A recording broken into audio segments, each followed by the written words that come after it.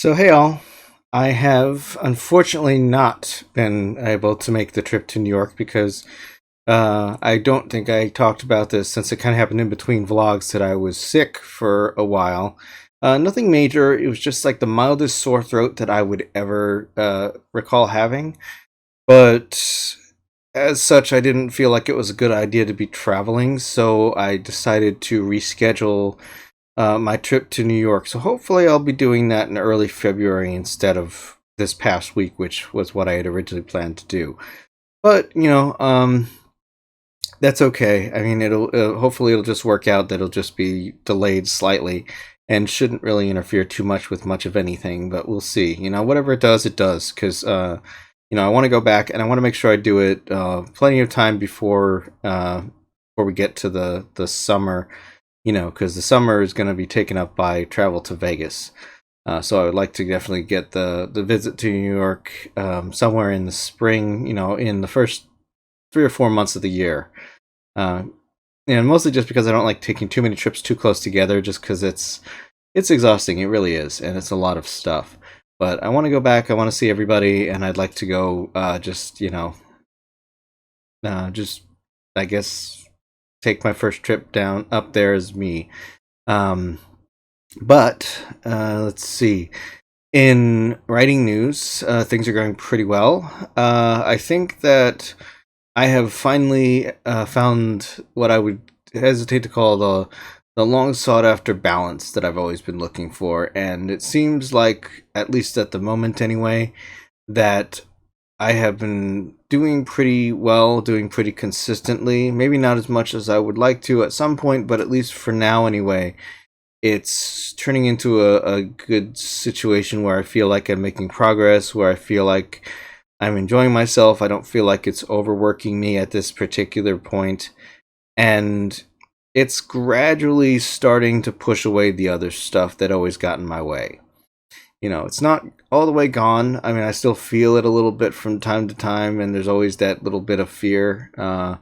But it's been manageable. It's been a little easier, and I'm not sure what's clicked or what's changed or what's different, but it feels like if I can just keep doing what I'm doing at the rate I'm doing it, it might take a while, but it's progress and it will keep going forward. So, the hope is that this is the start of something good, and if I continue at my current rate, I should hopefully have something to be able to announce and or show you guys, hopefully within the first quarter of the year. And quarter two, I guess, will probably be focused on a couple of other things, and then we'll see where we go from there.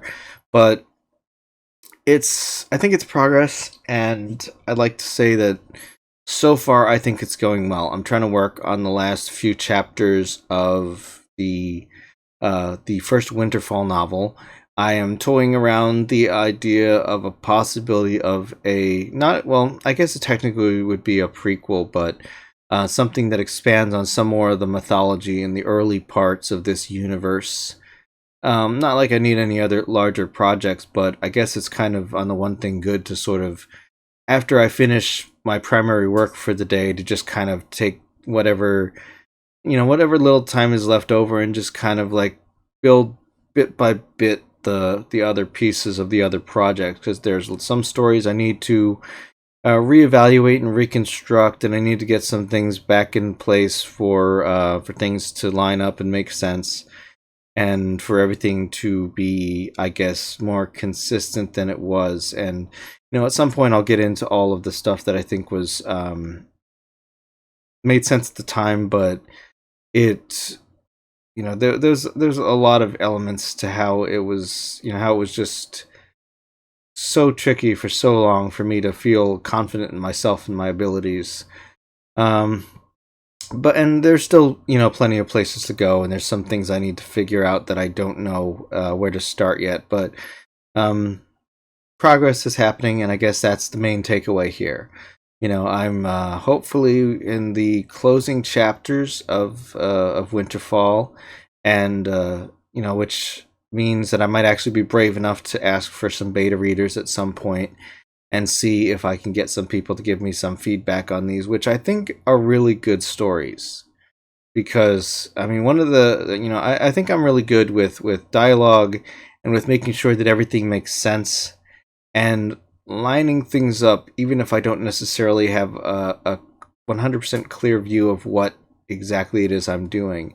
Because there's a lot of bits that I kind of left, I guess, nebulous, because, you're constructing a universe, you're, a book series or whatever. You're doing it one at a time. So, and you may have some ideas for what's going on later, but just like building a skyscraper, you have to start with the foundation and then work your way up. And if it's done well, it's almost seamless how it just looks like it was all designed that way from the jump. But there's a few series that I very much desire to try and emulate in the level of just mind blowing complexity, just how everything just fits.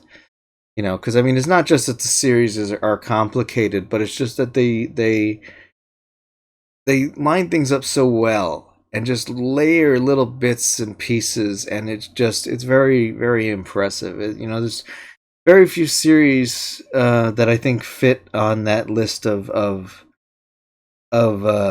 recommended viewing, recommended reading for me, and it's definitely my ideal blueprint. There's a lot of things I have to figure out. It's like I want to redo Lauren's story from zero because unfortunately a lot of there's just too much conflicting stuff, too much stuff I just am not sure about what I can keep.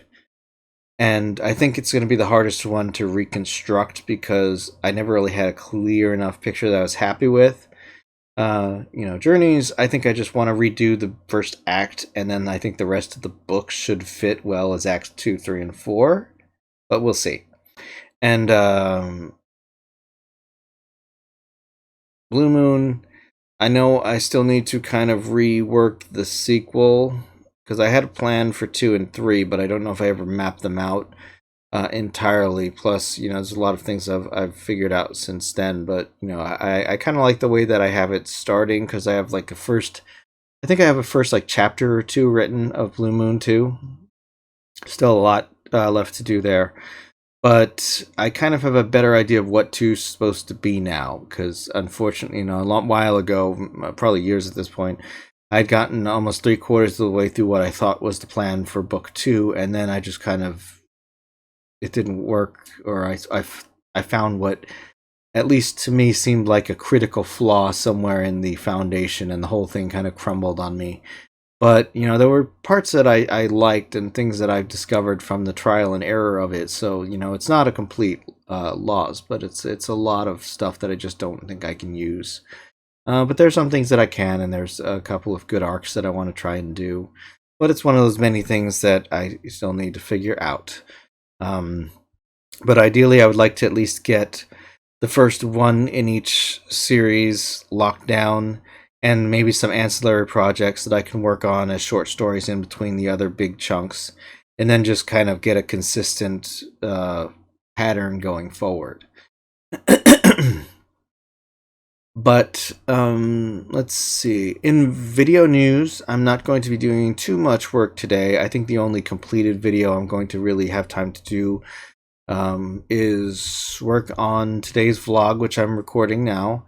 And I probably will do some preliminary setup work for the Star Trek Picard book review, because I can do the audio for that pretty quickly.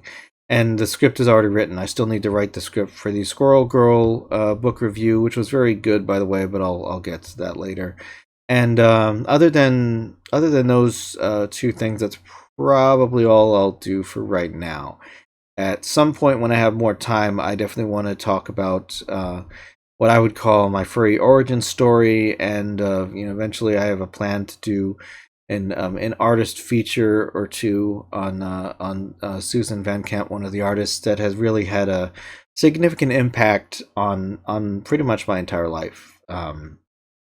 Just by entering into my orbit.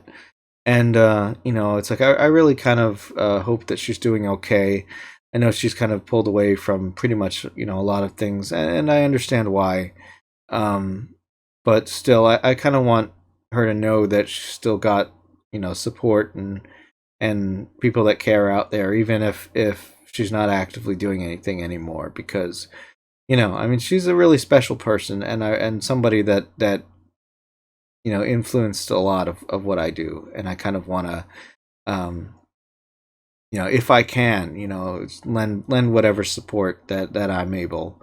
Because I don't know what her situation is these days, but I know that she has a lot of personal difficulties and health issues, and I just, if she's still reachable, it's like I would have loved to keep in touch, or if anybody knows how to get in touch with her. I doubt anybody does, but if I ever find a way to get in touch with her, I would love to renew correspondence and just, keep. I just keep in touch.